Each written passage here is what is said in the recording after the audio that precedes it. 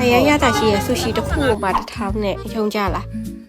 ရှုံလိုက်တော့နော်မယုံရင်ဒီကွာစီနာကိုသွားကြည့်ကြည့်ဒီမှာဒီຢာလေးတွေအကုန်လုံးမှာတစ်ခုမှတစ်ထောင်ဒါပေမဲ့ငါးခုလေးတစ်ခုကတော့1500ပေါ့နော်ကျန်တဲ့ဟာတွေအကုန်လုံးတစ်ထောင်ပြီးတော့ကျန်တဲ့မုတ်ကလေးတွေလည်းအစားစားရှိတယ်ကိုယ်တိုင် homemade လုပ်ထားတာပေါ့နော်ဒီညီမလေးကအရန်တော်တယ်ဒီမှာဆိုရင်သူက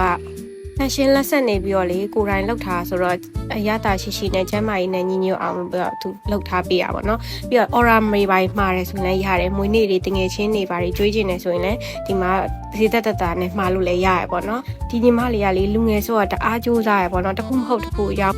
သူ့ကြည့်ပြီးတအားကြရပေါ့နော်သူကအခုဆိုရင်အရင်တော့ဆိုရင်လည်းသူကဒီဟိုတရုတ်အစားအစာလေးတွေရောင်းနေအဲ့ဒါလေးတွေကပစ္စည်းပြတ်သွားတဲ့ခါမျိုးဆိုရင်ဒီလိုမျိုးဒီဂျပန်စာလေးတွေရောင်းနေနောက်ပြီးတော့တခြား accessory လေးတွေလည်းရောင်းနေ homemade ဒီ accessory လေးတွေလက်ကောက်ကလေးတွေအဲ့ဒါတွေလည်းရောင်းနေပေါ့နော်အခုဒီရ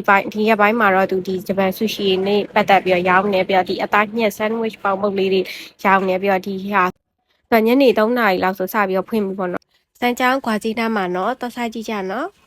စမ်းချောင်းခွာကြီးလန်းနဲ့တန်တဒါလန်းထိတ်လေးမလက်မကန်အိတ်ကြားလေးထဲမှာ GNG ရှေ့မှာရှိရယ်နော်တော့စားပြီးရင်လည်း review လေးပြန်ပြီးတော့ comment လေးရေးပေးခဲ့ကြကောင်းတာလေးတစ်ခုရှာတွေ့လို့လက်တို့လိုက်ရတာပါ